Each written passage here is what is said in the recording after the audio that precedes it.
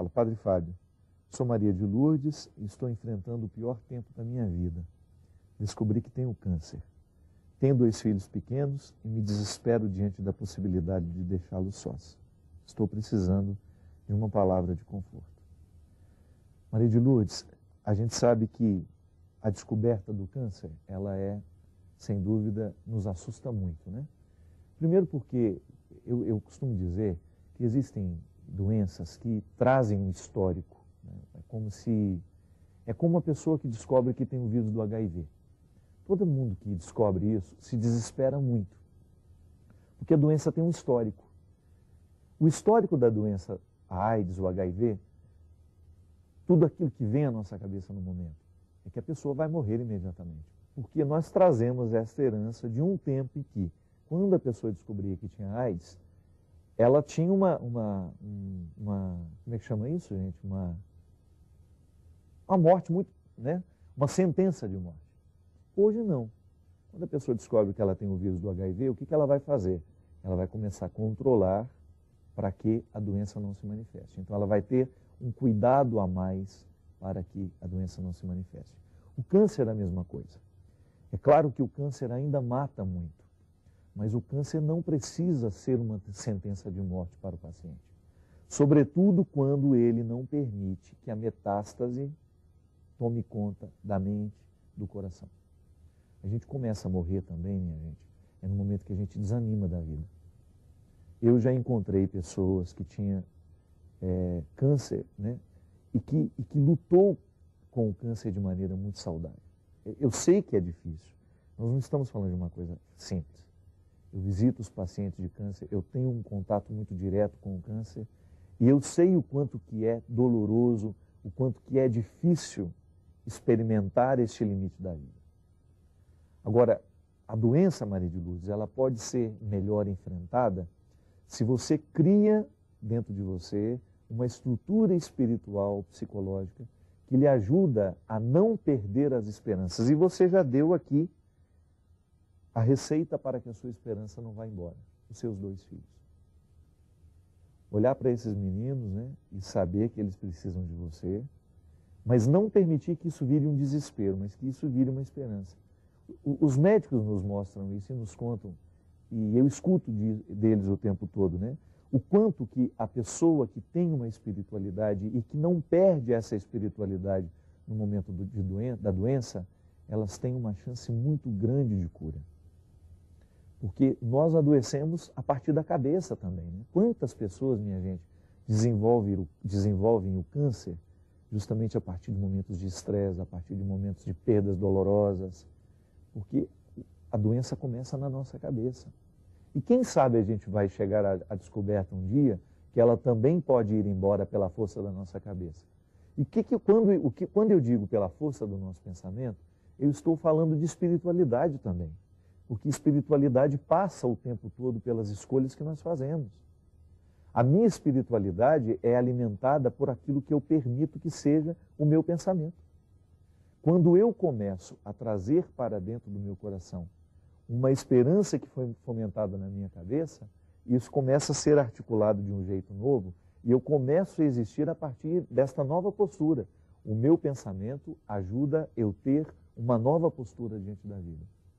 E muitas vezes a doença nos abate muito, é porque a gente a interpreta como decisiva, como finalizante, e nós não podemos. É como a gente também ter que enfrentar a doença de quem está do nosso lado. A melhor forma, é claro que num primeiro momento, quando nós ficamos sabendo de um câncer dentro da nossa casa, a primeira história que nos ocorre é: nós vamos perder essa pessoa. Mas nem sempre precisa ser assim. E o resultado final do tratamento vai depender muito do empenho da pessoa. E até mesmo, eu tenho falado muito isso com pessoas que eu amo, que tiveram câncer, e que depois da cura, depois do controle do câncer, a medicina nem fala em cura, né? Os médicos, os mais prudentes, eles dizem: olha, câncer, nós falamos de controle. Que a partir do momento que você tem uma desordem celular, que é isso, né? O câncer não é nada mais, nada menos do que uma desordem na produção de células, que vira tumor, quando elas são produzidas de maneira desorganizada, Quando você tem uma história assim, você então começa a descobrir que você está propenso a desenvolver células cancerígenas. Então, a partir do momento que você teve o controle, que é isso que nós chamamos de cura, estou curado, tudo bem, aquele câncer sumiu, aquele tumor foi solucionado, a partir daquele momento, minha gente, pelo amor de Deus, comece a viver uma vida diferente. Se você sabe que você já é propenso a desenvolver células cancerígenas, busque a saúde de maneira radical, na sua alimentação, na sua atividade física, no seu repouso, no seu sono, no controle do seu estresse. Busque vida saudável. Eu tenho gente, pessoas que eu amo, pessoas que eu conheço, que controlaram o seu câncer e que depois volta a fumar. Um ano depois de ter vivido a restrição, volta a fumar, volta a beber. Qual é o comprometimento que essa pessoa está tendo com aquilo que Deus lhe proporcionou? Qual é o comprometimento que essa pessoa está tendo com aquilo que ela foi beneficiada? Pelo amor de Deus. A partir do momento que você vive o controle da doença, você tem que se tornar ainda mais responsável pela postura, pelo jeito com que você vai agir, pelo jeito com que você vai viver. Nós temos aqui o exemplo da Maria de Lourdes, que está vivendo esse momento de dor, esse momento de luta. A gente tem que pensar também naquilo que a gente faz, com o resultado do que a gente busca, com o resultado que a gente alcançou e qual é o desdobramento que nós damos para isso depois. Nós somos muito negligentes com a nossa saúde. Às vezes, né, eu fico assim, eu já fui muito também. Eu precisei viver uma conversão na minha vida. A disciplina que eu tenho hoje, tanto para a minha atividade física, quanto para a minha alimentação, para o meu sono, que eu procuro fazer sempre de um jeito certo, eu não tinha isso. Isso é recente na minha vida. E eu adoeci por causa disso. Eu agradeço muito a Deus aquela doença que eu tive lá 7 anos atrás, que até hoje os médicos não conseguiram descobrir o que era aquilo. Foi uma coisa muito estranha, eu emagrecia muito, imagina, eu pesava 63 quilos naquela época, né? Então, era um organismo totalmente diferente do que eu tenho hoje, né? E eu me recordo que eu tinha os malefícios daquele cansaço todo na minha indisposição de viver mesmo, deprimido e chateado o tempo todo, não tinha alegria para a vida. E o dia que eu escutei um médico, ele falou assim, Fábio, padre, ele me chamou, né? Já era padre naquela época, você precisa mudar a sua vida. Você precisa ter uma alimentação saudável, você precisa fazer uma atividade física. E qual é a primeira resposta que nós temos diante de alguém que nos convida a viver de maneira saudável? Não quero, não tenho disposição para isso, não é assim? Mas naquele momento em que eu assumi isso, a minha vida mudou. Hoje eu tenho outra disposição para viver. Tanto é que a hepatite que eu tive no ano passado, né, eu me lembro que o doutor Antônio falou para mim, você agradeça que você teve essa doença no momento em que você estava extremamente saudável. Então Deus nos protege, mas a gente também tem que fazer a nossa parte, né? Nós temos que fazer a nossa luta. E espiritualidade é isso, minha gente. É muito bonito quando a gente descobre que o cuidado com a vida passa o tempo todo por isso. Maria de Lourdes, viva esse tempo da sua doença com o cuidado ainda dobrado, minha filha. E o cuidado que eu digo é na sua alimentação, no seu descanso e, sobretudo, na sua espiritualidade.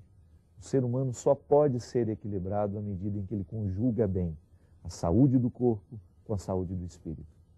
Não adianta nada a gente cuidar do corpo se a gente esquece o espírito. Não adianta nada se a gente cuida do espírito e esquece do corpo. Estas irresponsabilidades, elas nos custam caro depois. Porque da mesma maneira como nós morremos no corpo, nós podemos morrer no espírito antes de morrermos no corpo. Aí nós nos transformamos naquela pessoa desagradável, nós não temos metástases na carne, mas temos metástases em todos os aspectos da nossa personalidade. Somos uma pessoa desagradável, somos uma pessoa pesada, somos uma pessoa invejosa, porque esse também é um câncer terrível que nós podemos ter na vida. Quando nós descobrimos que nós estamos sendo acometidos, né, por uma série de doenças da alma que nos transformam em pessoas insuportáveis no contexto da nossa casa, do nosso trabalho, da nossa vida. E não foi para isso que Deus nos fez, né? Não é para a gente ficar capenga desse jeito, né? Mas força, minha filha, estamos com você, estamos rezando por você.